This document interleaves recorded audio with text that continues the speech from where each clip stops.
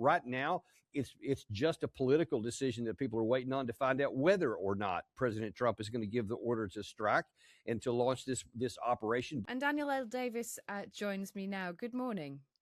Good morning. Can you give us a sense of the scale of the military buildup in the region at the moment?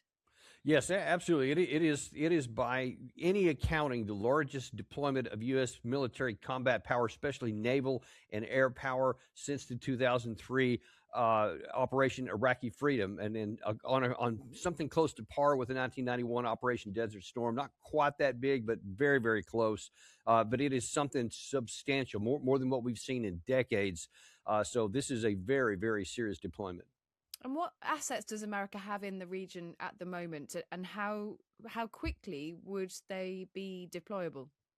Well, everything in my estimation and understanding, with the possible exception of the Gerald R. Ford aircraft carrier strike group, which is in some regards, it's operational right now. It still has a little ways to go before it's an optimal range, but everything else is absolutely set. President Trump could have given the order to strike and start some operations probably 48 hours or so ago. So right now, it's just a political decision that people are waiting on to find out whether or not President Trump is going to give the order to strike and to launch this operation. But I mean, you've got everything from aircraft carriers to destroyers to submarines to F-35s, F-22s, F-16s, F-15s. I mean, literally the whole gamut of the aerial combat power. And then you've got all the missile power to go along with that, air defenses, which has been substantially upgraded in the region. A lot of our troops have been withdrawn or at least consolidated from some of the smaller bases into larger ones where there's more air power. Everybody is ready, and now we're just waiting to find out whether the president is going to give this order or not.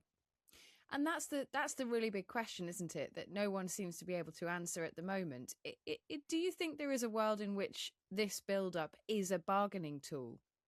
I honestly don't, because Iran has been willing to negotiate and has been desiring to negotiate to get the nuclear program curtailed since the operation last year, really even before that, during the Biden administration, during the first part of the Trump administration, they were always willing to negotiate that. In fact, when we struck in June of last year, we had already done 5 rounds and had a planned 6th round. They were willing to negotiate that.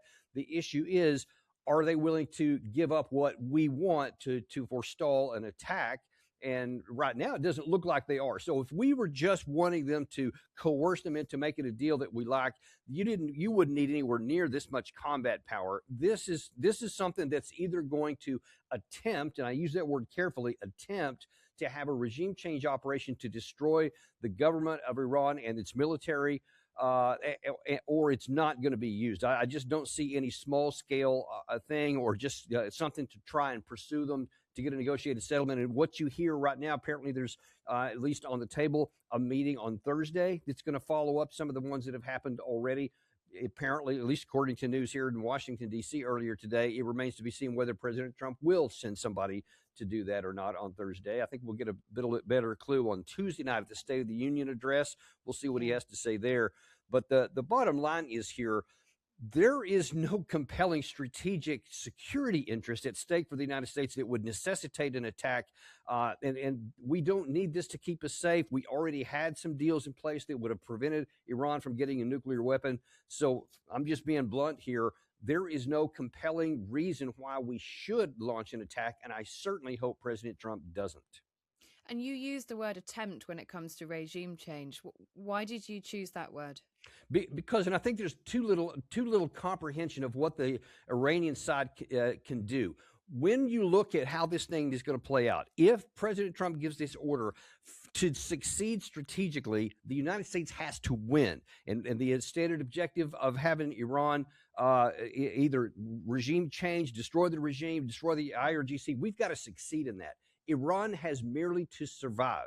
All they have to do is continue on, like the Taliban did for 20 years, like the Houthis have done for a decade and a half almost, going back to when the Saudi Arabians was trying to quell them. All they have to do is survive, And we don't have the wherewithal to just have this forever war that just goes on and on with this massive amount of combat power there without pulling it back. So the stakes are huge for us. And I say that attempt because I think that Iran, with all of this time they've had, with everything that they saw in the 2025 strike, everything they have done since that time, they have learned lessons. They have spread out their capabilities. They have spread out their command structure. They have continuity of government plans. They are prepared as anybody can be, and they know what's coming. And there is indeed a great deal of firepower.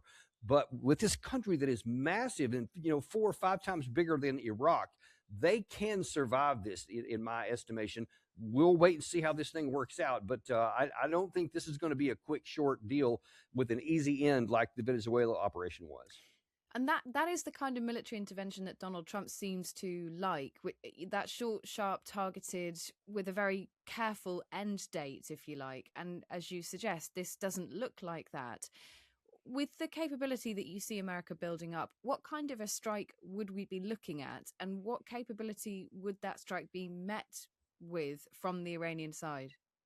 I think it's pretty clear that the most likely course of action is going to be the first thing that the United States is going to do, and they have a huge number of fighter jets for this, is to try to knock out the air defense capability. That'll be target number one, and that's going to be a really hard target because they're not as weak as a lot of people, I think, believe. Iran has had time to rebuild some of their capabilities. They've hardened a lot of their facilities. They've hidden a lot of them. I think one of the things we have to be concerned about is that the initial wave comes across and maybe it destroys a lot of known air defense sites, and then we think that they're done, and we come over, and then all of a sudden they bring additional assets out of hiding. That is a big vulnerability that I think we have to be very, very careful of. And then as soon as they get through with those, at least at the initial servicing of that target, then the very next thing they're going to go after, in my estimation, is the offensive missile sites, the hardened sites, the launch sites that we know where they will use missiles to attack the United States bases in the region, Israeli targets in the region.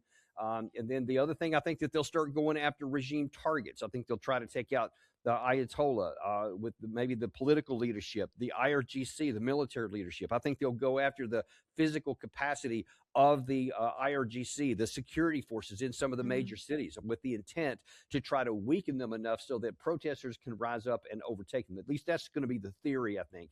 But I think that's what you're really going to see. And then, of course, command and control centers, communication centers, and then they'll just continue to just hit those same targets over and over until they get some kind of attrition down. But that doesn't even talk about what the Iranian side can do in response to that. So they will probably pull out all the stops that they have on the air defense. They may have some shoulder, like our Stingers, or their version of that. They have a lot of mobile launchers.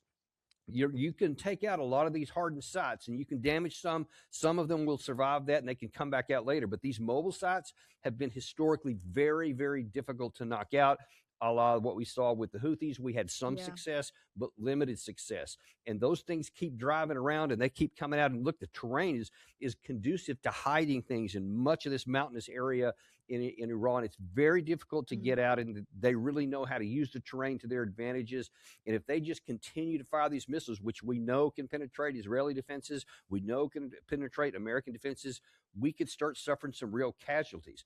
And then the unknown part is what would happen with the anti-ship cruise missiles or anti-ship other assets that they have. Because we don't know what that's going to have. We have never had, no one in the world has ever seen a naval engagement where all of these sophisticated defenses that we have actually been put to a real test. So maybe they work, maybe they're catastrophic failures. I mean, that is a big gamble that we're taking, and just nobody knows. I don't know. I don't think anybody can say with any confidence, but there is a big risk that maybe the offensive missiles from the Iranian side are better than what we think, and that our defenses could be really good. But if they're like 95%, but they have enough missiles, that 5% can just damage and destroy a ship. So I'm concerned about how that might work out. Just finally, and I suppose in a word, would Donald Trump have the support of the American people for a sustained attack on Iran? I don't think so. Not a sustained attack, especially. I think that there are too many people, and definitely those in the House of Representatives and the Senate, and a lot of the mainstream media have just been bending over backwards trying to paint a picture why we have to do this or why it's necessary.